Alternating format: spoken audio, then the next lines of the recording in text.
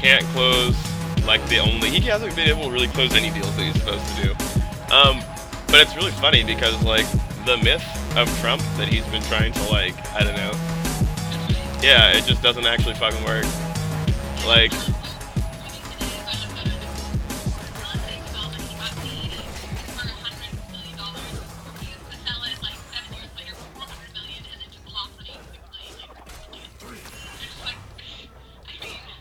really?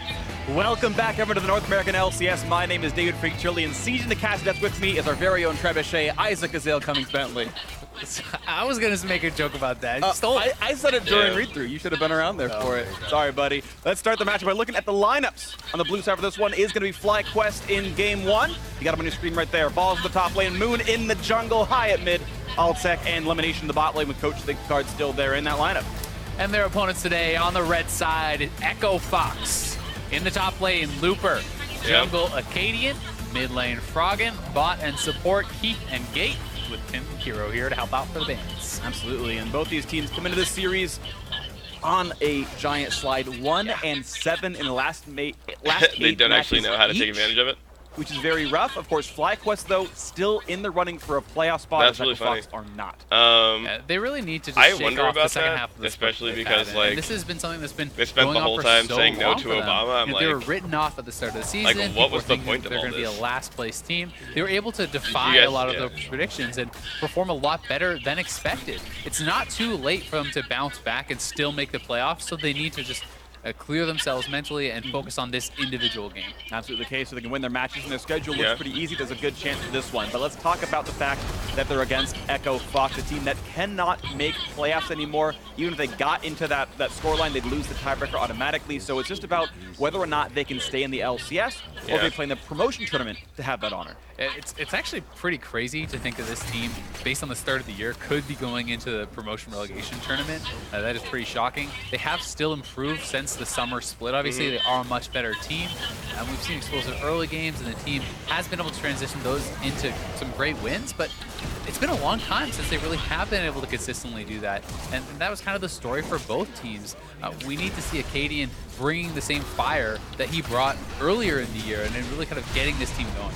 Absolutely the case. Oh my gosh, I just got killed by Lee Sin. Of course, looks like we have all 5 players from both squads in the champ select pools. We'll be ready to go in a second, but Acadian, take a moment to talk with us about just how important getting a win can be.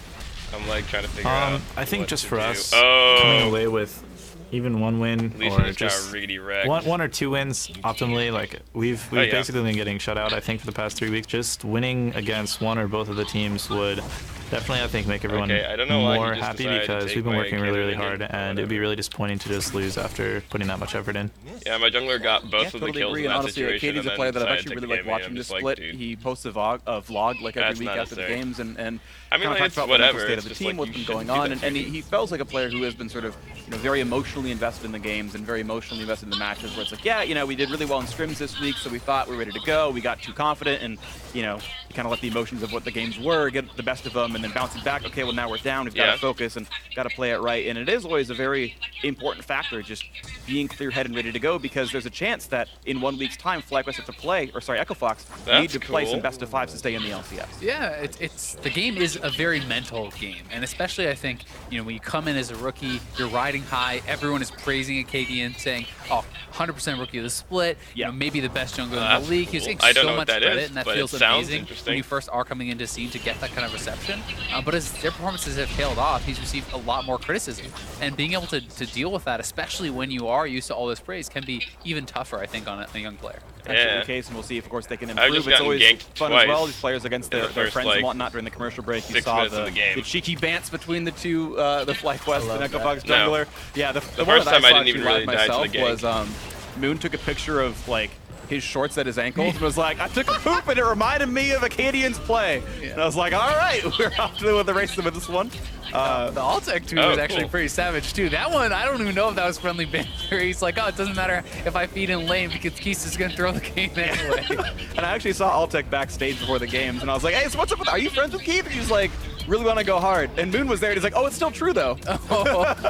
But also, he's like, no, we're good friends. It's okay. I was like, all right, that's fair. But I enjoyed the discussion. I like it. Either way, we are into picks and bans and top laners being removed. Also, the Rengar of Acadian gone as well. The mid laners. We'll see what else comes in. Of course, we are still on 7.5 for this really one. hard to, like, same patch as last week. Fuck up the lane. Rumble going to be taking away something that it's really been one of the ridiculous. Only kind of carried style top laners that he has been playing much this season. Besides that, he pretty much has been on tanks, and you know they may want to target balls heavily here in the draft, but we're gonna have to see where their game plan goes. See what happens. Graves off the table as well, so two top laners, two junglers I used to right do now. when I was really good at this game.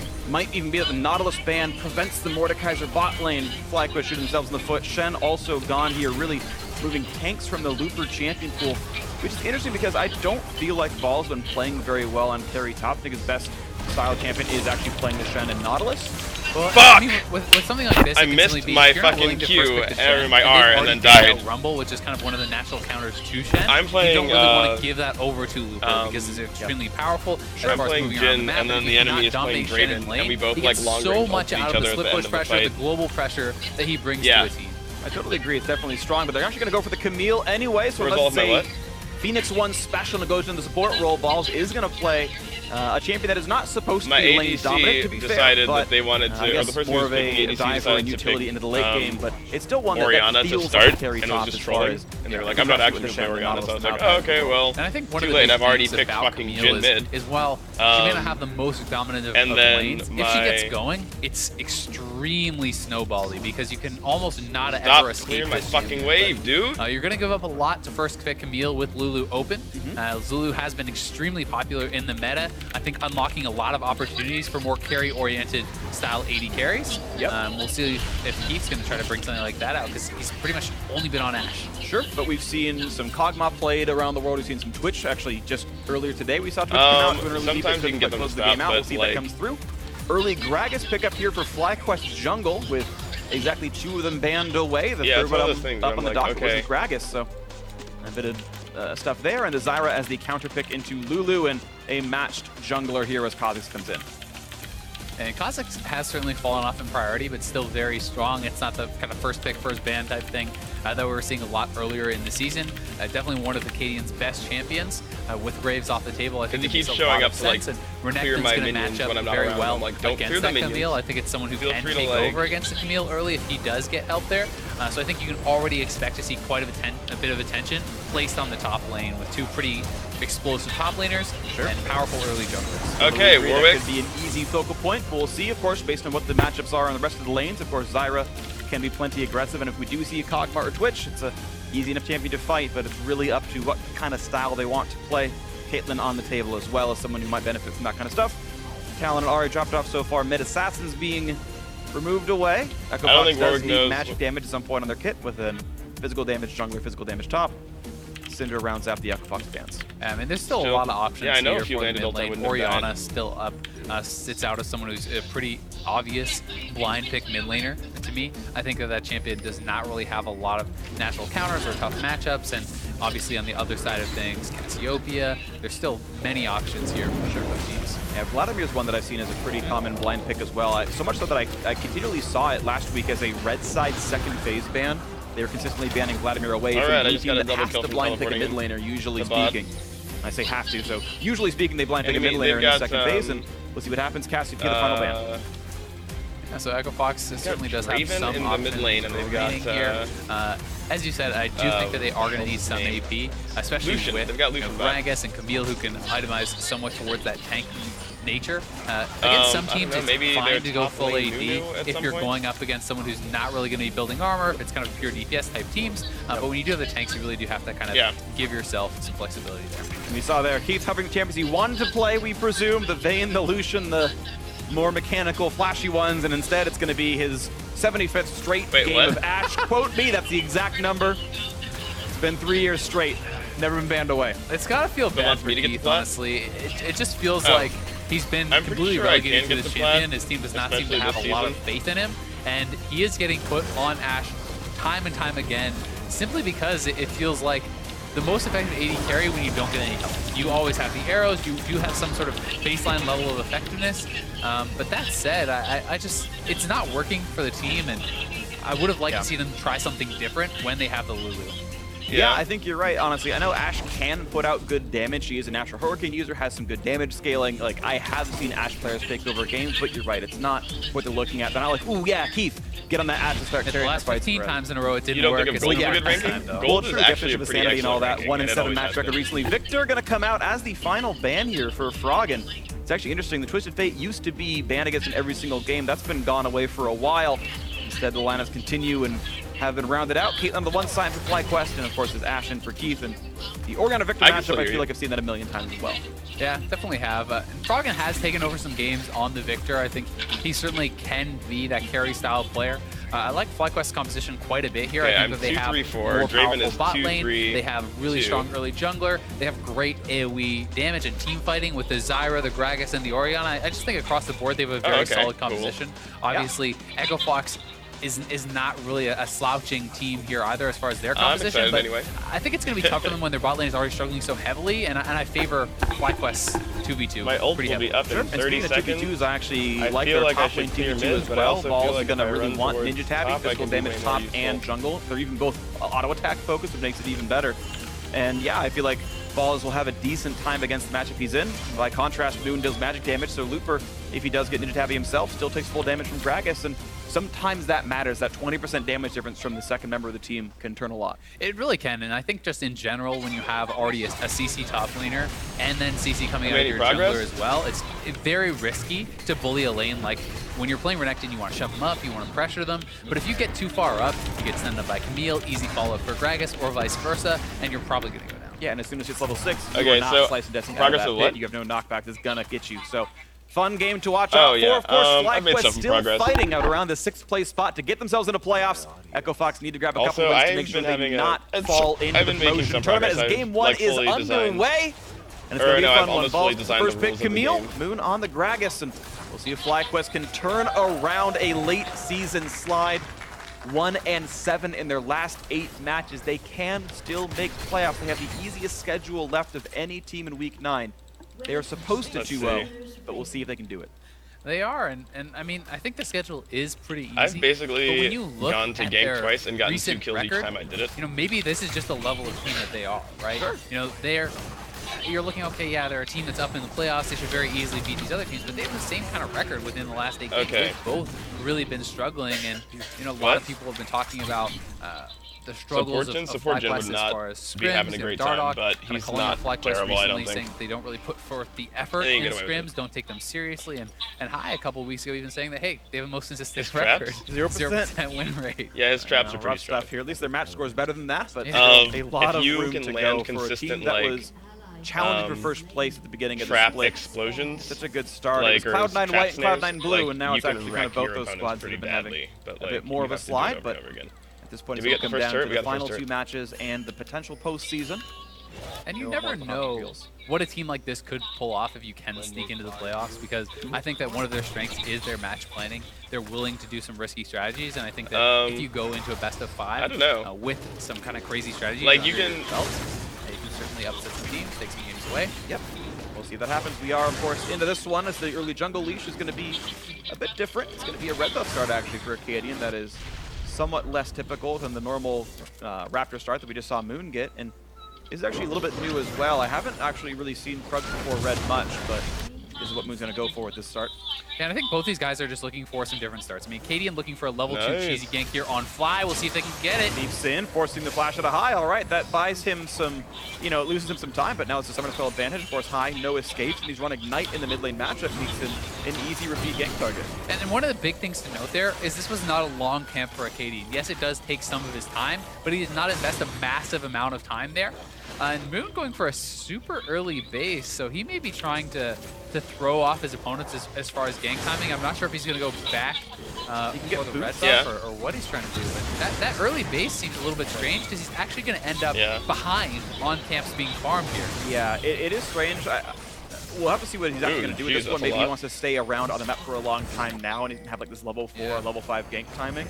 Obviously, this is an undisturbed jungle start, so Moon had to have practiced this. He has to believe this is a good start for him. And look, I'm always excited to see new build orders, which is kind of how I consider early jungle pathing, and I trust Moon on it. I'm kind of expecting some sort of bot lane gank, like that. I thought you were both coming towards me. If you can get something like that set up, maybe a late timing, but he's already Warwick cheating and topside, so it's not going to be what he's looking for. Level 3 here, of course, Acadian halfway all the way. Well, actually, to be fair, Acadian has just recalled himself now, right? So they've both recalled to base once. Moon's actually already on the map, but granted, Acadian got to gank once. So saying that Acadian's behind in jungles is almost unfair to say. It's really bizarre because we'll both of us continues on to right now, but you're right. I want to see if it pays off into something. Yeah, I'm trying to think what exactly it is that Moon's accomplishing with this, because for now it feels like, well, if he was just going to do a full clear, he could have actually stayed on the map, done a full clear, based with a better item timing. Yeah. Oh, jeez. We'll give him the benefit of the doubt, see what he can pull off here. I'm having a really interesting game because I know that like Warwick is strong.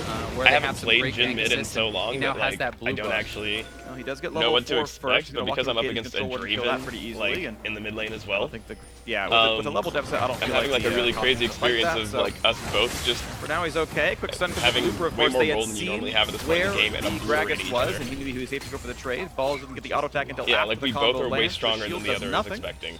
Props to Looper for stunning early to prevent that. Warwick is my jungler, Lee Sin is the enemy jungler, and all in towards elimination. Ignite is on plenty damage output here. Is there going to be a flash bubble? Looks like not. He had a bit injured, and of course, summoning heal up for all tech. Where he's not super powerful. And Lemon doesn't have because any more he's pots remaining, already so he's ganked a lot. Chunking him out like that may his... end up being worthwhile, but if he doesn't go down, then you're going to be at a summoner disadvantage for Echo Fox. Right now, Acadian looking for another gank here up on top side. If Balls goes aggressive, he could be in a lot of trouble. But Balls should know that Acadian was seen pretty recently top side in front of Raptors, so I feel like he's supposed to play this one defensively for a little while until that bot lane, or the bot jungle actually respawns, and right now it hasn't so much, so shouldn't be much for Balls. Nice, actually, Looper landed that Q. Barely in range for a little bit of damage. And the Acadian gank's not going to do anything. Yeah, either way, I think it's a smart move for Acadian because Looper wanted to shove in the wave. This way, you're protecting your top laner from any sort of gank that Moon could pull off, potentially set up a counter gank there. So a little bit of a time investment.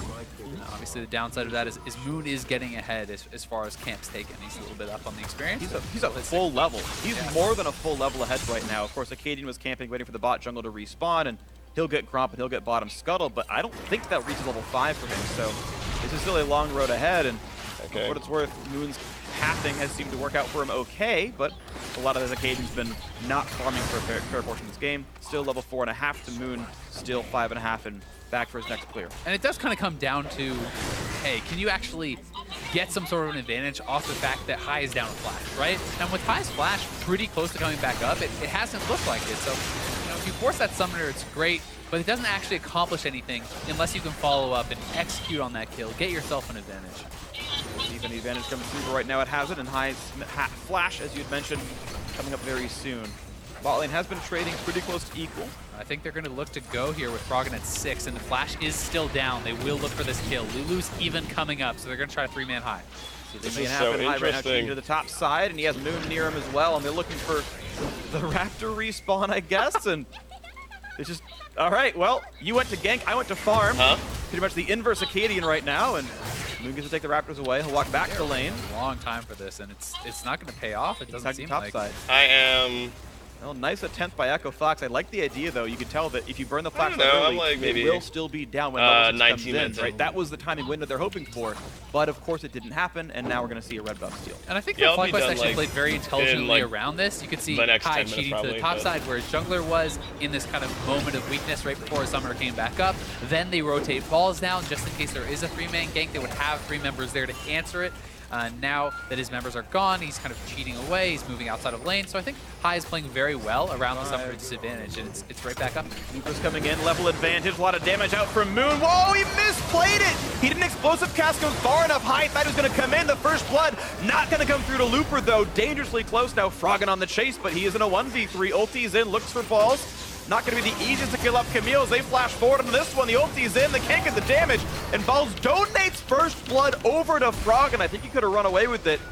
And instead, one kill comes through Echo Fox inside their own jungle. Oh, that was very poorly executed there from FlyQuest. Oh my god, it could have been an easy first blood, but whether High was expecting the ultimate to knock him back into the shockwave, or he thought his ball was already on Moon, there was definitely some mistakes there, and they end up giving over a kill. Plus, all the flashes of FlyQuest topside are now down.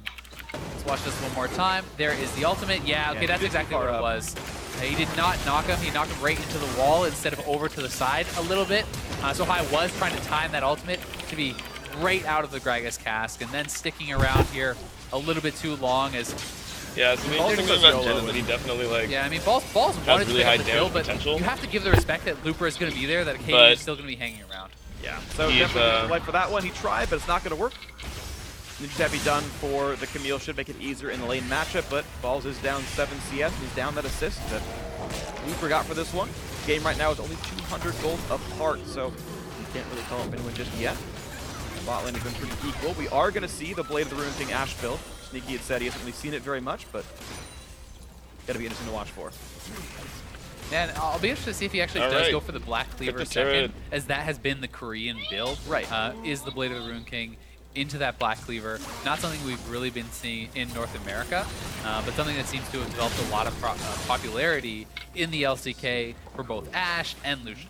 Yep, absolutely. It's definitely been a good early item, and it scales with the game already. Lifesteal % health damage always nice. Bot lane fight coming in. Gate gonna be knocked up. Here's the Q across. He chooses not to flash and doesn't need to. The fight level 6 coming in first for FlyQuest. Gate survives the encounter. Well played by him. The fuck? Lemon actually didn't use his Ignite there, and had he just thrown down the Ignite, yeah, I think he actually gets the kill or forces the flash, you know, depending on how Gate plays it. But definitely should have thrown down the Ignite. If you're willing to commit the full ultimate combo on the support, you drop your Ignite for sure. I definitely agree with you on that one. Maybe missed by elimination, giving that one away, but that's the way it is. Speaking of advantages, though, you got a pretty solid one. Froggen, 100 CS at 9 minutes 45, and he's more than 20 ahead of High right now. So props to Froggen. Some of that probably High having to play defensively because of his flash being down. I assume that's some part of it. But like, I'm making the crazy plays when I show up. Thanks to the farm and the kill lead. So who's surprised? Acadian looked for early ganks in the mid lane. Didn't get first blood this time, that's a new one, but Froggen has a massive gold lead, and it looks like it's going to be it's just interesting, because like, when I'm relying on my team to help right? me So pull off a Acadian play, is behind on gold like, because they get me of his killed. more aggressive when they're tactic. relying on me to help them pull off a play, ganks, but I get he them got killed. his mid laner that gold advantage, so it kind of just comes down to where do you prioritize that going? With the kill on Froggen as well, I think that can set Victor off to the races, because this is a champion that can arc carry. Definitely agree. We'll see if Froggen can do it here. Right now, Moon's going to be pushed away, trying to play for some of the ward control. Still does hold that level lead over Acadian in the individual matchup. Otherwise, his game fairly close. One level lead for Froggen, one level lead for elimination. We wait around in the mid game. Acadian and Gate are going to combo up for the Cloud Drake. Should be pretty easy to grab this for themselves. Froggen also with priority on mid, it seems, able to walk down and even keep able to do it. So both of those southern lanes able to come over, and out of boost speed, never a bad thing here for Echo Fox. They're going to continue to stack what they can for this game. Ball's going to look for a trade into Looper, but I feel like he's never going to be at a point where he wins this matchup, and that's fine. Camille's not going to be winning the 1v1. She is there to be the team fight utility for that ultimate, and we'll just kind of wait to see if that comes through. All right. And I think that you still can eventually win the 1v1, potentially later on. Our bot lane is just dancing in base. But if you look at Ball's image, lies. We're just standing here. The most impressive components that he has stacked up. The enemy bot lane is. You know, once you have the Sheen, once you have the Triforce for the true damage, with that Triforce proc, you can actually become pretty strong. A little bit of damage there on the Looper, but you're right. It's going to be a long way to go. Balls right now, his inventory is basically just his legs, a couple of swords. And right now, they're not very sharp. Got one for each foot. Yeah, exactly, right? That's going to work out for him. Looper, meanwhile, a hammer and 2 swords to go with his bat lift, and he'll be all right. Moon's still the farm game, and it is generally a fairly slow early game, as Acadian hasn't found too many of those openings, but now we have the roams coming in. Gate heading to the top side, the Ashe. Okay, thanks a lot, shithead. 4 people top side. Quick control ward comes down, and no, not you. Feel their attentions, then it's going to be FlyQuest to get it first anyway. They're just pushing faster, and that's going to happen with Caitlyn plus Zyra. First short gold gonna go through solo to Altec because 650 gold on him. Top laner was hiding in the bush, Echo Fox had was trying to and I got split over the wall by the Warwick, and instead of just ulting in to stop the Draven, the push is still the Warwick decided to run around the side, and I got killed. And it's really frustrating because I'm realizing like I just definitely like have to be like properly positioned. I cannot take like any damage because I have no defensive skills. On Caitlyn, this is what they've got for But themselves like it's with this just winning really 2v2. interesting to note that like this is just even better for FlyQuest because they have more minions left. They're faster on the push. This is not a push that Echo Fox can continue. They can actually Warwick, get some damage down on this. Can take all these hits and like refuses to tank. Right now, of course, again, as you mentioned, the minion wave is bigger and they've been a little bit faster on the play, so they're able to push us in first. They deny the wave under turret. Of course, that was already done by FlyQuest. Looks like these are both going to be kind of bouncing back as they stand. They'll basically equal, and Echo Fox actually, in the wake of all the top lane push, are going to get themselves this early Rift Herald. Hey, Mary. That's actually going to help Looper quite a bit. You can see individually he's already up 700 gold over balls, and it's going to be even worse for the FlyQuest top laner with the Rift Herald buff. Looper has had mediocre performances this year. He's had some great ones and some kind of head scratches, but this could be a game where he and Froggen kind of together can win this game. Yeah, definitely, and I think the Rift Herald is pretty undervalued at times. It's not that the buff isn't powerful, it's that, oh god. Oh, he didn't get any plants down for the initial spawns. Lemon just never hits W the entire time, gets the kill anyway. The Ignite is on despite the flash. Looper, well, head scratch moment, that's one right there. Solo kill, the one and only FlyQuest's support. I think he was caught shopping there, just not really paying attention to his character. Lemon just simply walks up and is able to take him out. A little bit of an embarrassing moment is that's probably going to cost him the top lane turret. It's going to be a lot of damage, you're right. Looper wishes he was alive to TP in to defend this one turret. Very low on health, damage on the gate. And here comes up Arrow. though. It's on the balls, Acadian's there. They don't want to all in the Camille, tanky enough as she is. And the Roam's going to keep the turret alive, but 80% of that turret health is gone. And they're just going to continue pushing because High is already pushing in the mid lane, so someone has to answer that. Otherwise, they're giving up even more. And they've spotted Froggen moving back towards mid lane. They know they can continue this push up on top side. So nice little play there from FlyQuest. Here comes the resume, and with Arrow down, not much of a chance. The threat of plants keeping off the turret, and there we go. 3-2 in turrets. FlyQuest do continue to use this Caitlyn as a battering ram. You expect them to win the matchup based on champions, based on player skill. And FlyQuest right now have basically gotten first turret gold because of it, and then unanswered top lane outer turret because of it, using that Caitlyn advantage, using Altec. The one lane that's actually winning, by the way. The only lane that's winning. Whereas Echo Fox have Looper who's ahead and Froggen who's ahead, and yet it's FlyQuest with their one ahead member actually using that to get advantages.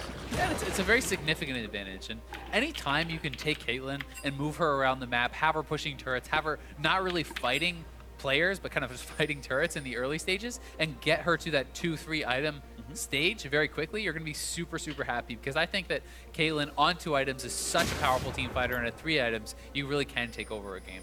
Definitely agree. She can pull out a lot. I think she scales quite well, and in my mind, actually, my opinion of sort of Caitlyn's pushing power is like this is kind of her best situation where you've got a lot of raw AD, and you've not kind of gotten a crit just yet because you sort of transition from like an early game poke spellcaster into more of an auto attacker, and it's like at 50 crit you finally get good, but for the next 5 minutes it feels awkward to me as a Caitlyn player. And right, we'll see what else can happen, of course, as Keith kind of pushes forward. Ruin King done means a power spike's in for him.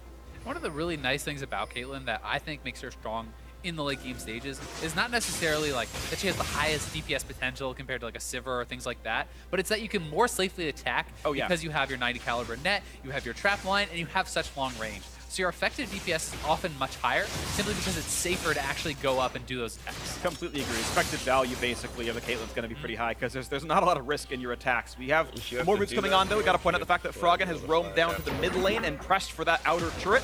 Froggen being used, again, we talk about players with leads. Froggen is one of them, Keith is not, so Froggen's the battering ram.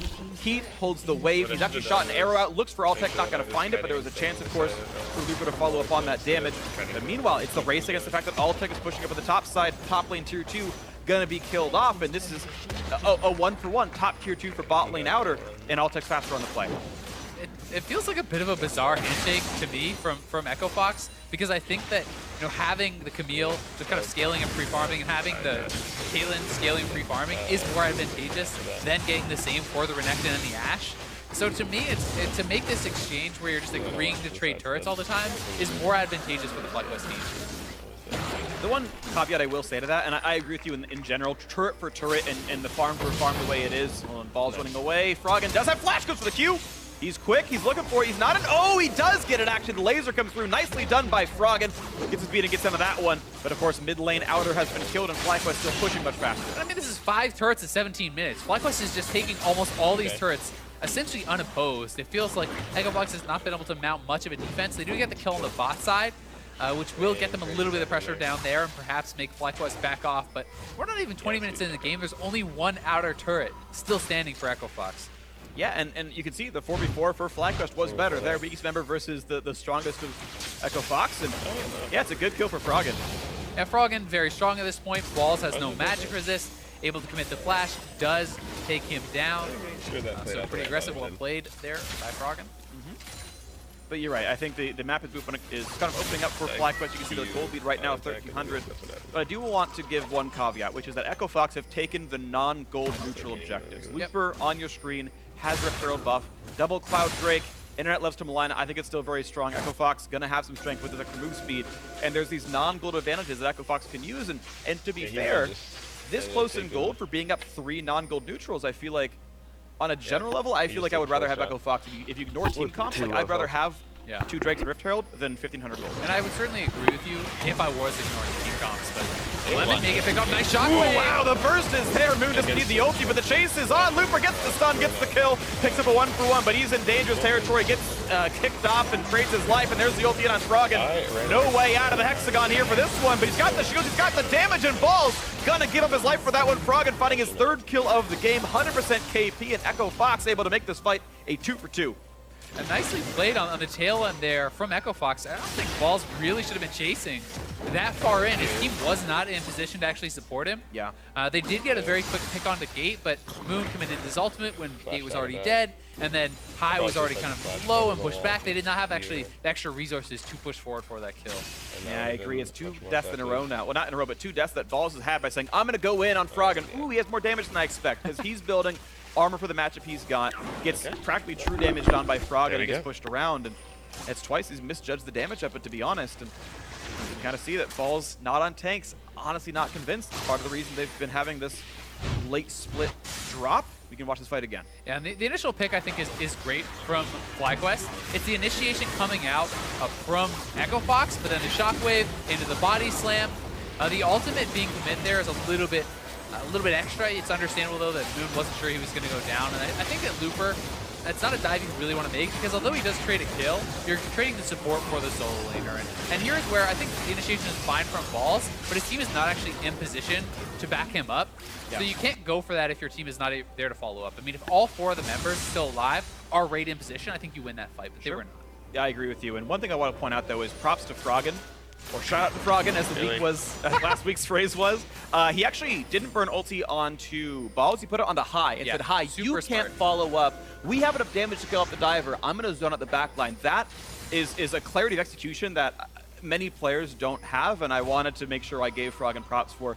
Part of the reason he even lived was zoning out the back line by himself and letting the team follow up on the front line. Completely, and that's one of the things that Victor can do, which is really powerful. Even without the ultimate, your laser is extremely threatening, and the amount of burst that he's going to have, even single target now with the Sheen building towards the Lich Bane, is going to be massive. At this point, when you complete the Lich Bane, a 3-0 Victor, if you ever get up onto this Caitlyn, yes, it is a powerful team fighter, but you still have 1 time, you will die very quick with 1 round of spells, I think. Absolutely. We'll see what happens here in this one. The game only 1,000 apart, but the mid lane siege is in. Altec traps off the left side flank. Here comes the damage on the turret. About 100 per hit. Okay, here we go. They try to wear it down. Gate knows he can't come through this one easily, unless he wants to eat a cupcake, which, to be fair, is based on his skin. Maybe he wants to. And just the disengage as the reinforcements have come. The siege will be delayed for now. Akadi gets a nice blue, and actually, I believe he took it. Yeah, he meant to give that over to Froggen, did end up taking that over. Accidental steal, unlucky there. See? Moon realizes his jungle's gone. Does have a Gromp to kill, but it's complete fog of war. He can't really go for that.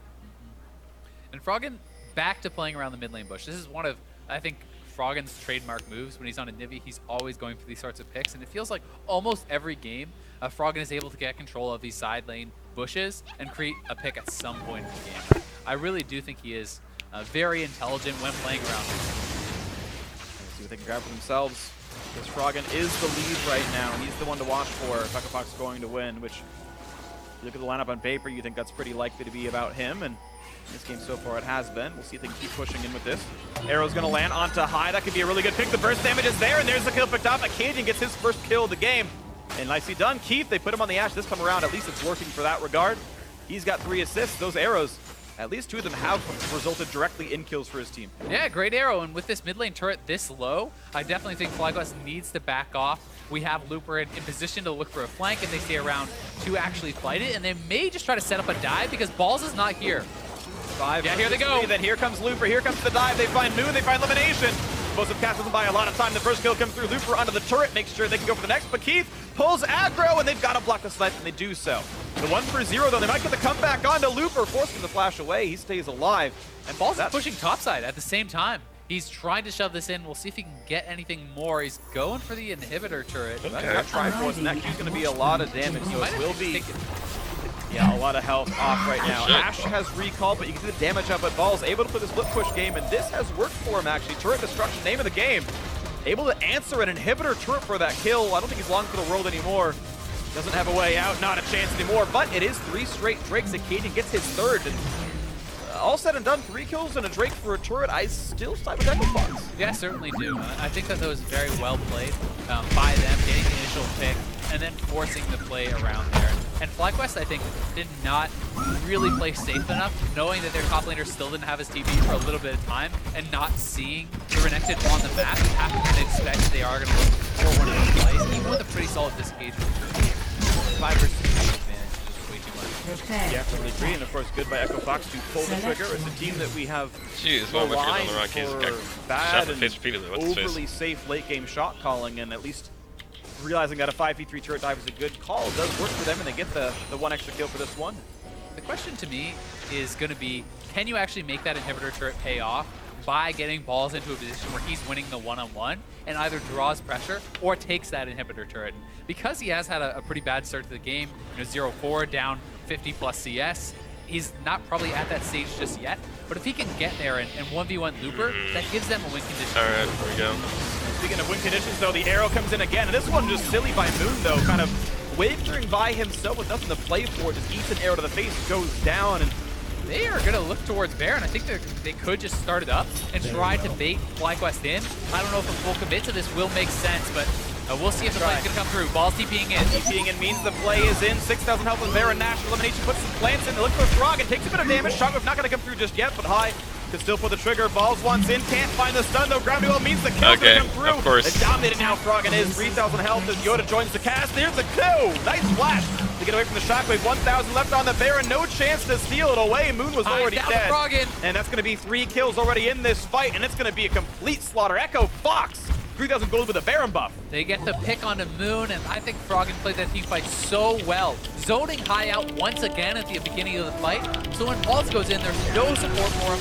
The ball cannot be thrown onto him, and they're going to be able to get a lot off of this. With the Baron buff, a couple members still down. Let's see how much gold they crack up. Might be a lot. Baron power plays tend to be in the tune of 3,000 to 4,000 gold. Again, that's, I would say, the 3rd straight time, really, that he has had that happen, and then Froggen flashing forward, finishes off the kill onto High. They secure the Baron.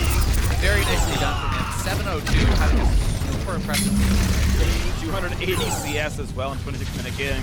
Froggen is, at least in this one, back on form, the one that his fans know him to have. And that Deathfire touch, Victor putting out plenty of damage over the course of a fight. Shockwave only going to get minions. I think still the right choice by High, but it's not going to matter enough because there's still plenty alive, and there's vertical one to the Baron buff. Left to go, or they're going to get thinning out that wave is a reasonable choice, but they already have the wave prepped in mid lane. And with this Lich Bane, Froggen takes down the turret so ridiculously fast. They will be able to press this, already extending the gold lead as well. Baron buff.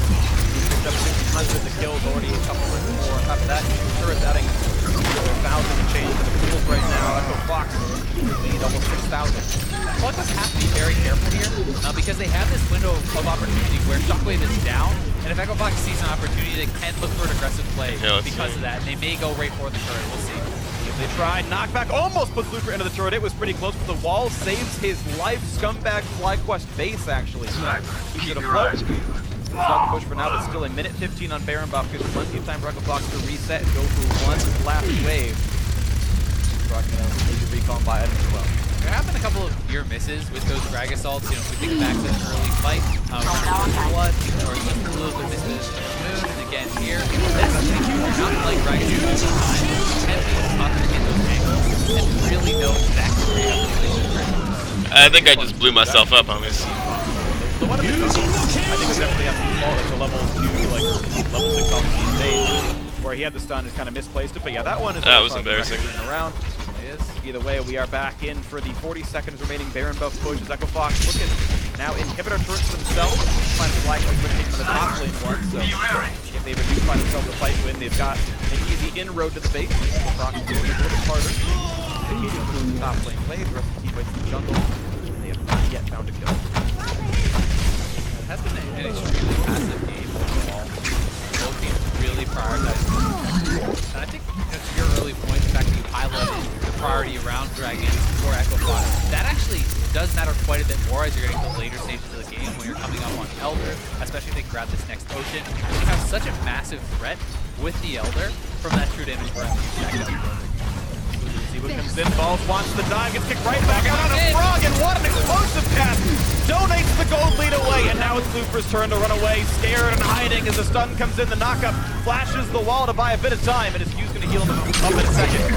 Chase coming through, Acadian still pushing up to the top side of the map, being maybe attacked by Altec, who's probably a bit afraid of the assassin while being one level down, and Acadian's gonna knock down this turret, so Echo Fox trade Froggy's life away for a turret kill. Elimination and Gate in a duel, but here comes the Gate. He's gonna land the slow, gonna land the flash, get away. Gate gonna be attacked. Here comes the slow. The volley not gonna be enough, and the Grop might even go for taking a bite out of the Lulu. That's gonna be killed. Picked up. Balls finally on the scoreboard here, and this one Hive wants to chase Keith. Shockwave already down. Now Acadian in the wrong side of the fight once again. Eats a cupcake for his troubles. Kill comes through, and turns out that there's gonna be 3 kills in a row picked up for FlyQuest at cost of only 1 turret. A lot of kills given over there, and the rest timer for Acadian is actually can't quite vote long. for yourself on stream. We'll see if actually, FlyQuest can get out on the map, control some vision, and really get anything regularly off vote of this. for myself on stream, Because actually. as of now, their waves are not in a position to do it. It's actually Echo Fox starting up the Dragon. Who's just gonna fight for this one? Right now, it's been a game of FlyQuest simply thinking about those objectives. Theoretically, that team could rush the Drake and get it 100% of the time, but they are very slow in trying. They would rather play for mini waves, lick up some of the gold they had lost, and try to fill their coffers once more. It looks like there was enough threat based on being around the mid lane. Actually, turns out FlyQuest played it well and properly judged how much damage Echo Fox had, and I think at the first Drake of the game, they mirror the Ocean Drakes that were picked up. Looper just doesn't really do that much damage at this stage in the game. Maybe if he's on a I've Titanic played Hydra and Nayasuo some more today. aggressive items, he could look for that, but here's the play. Select your hero.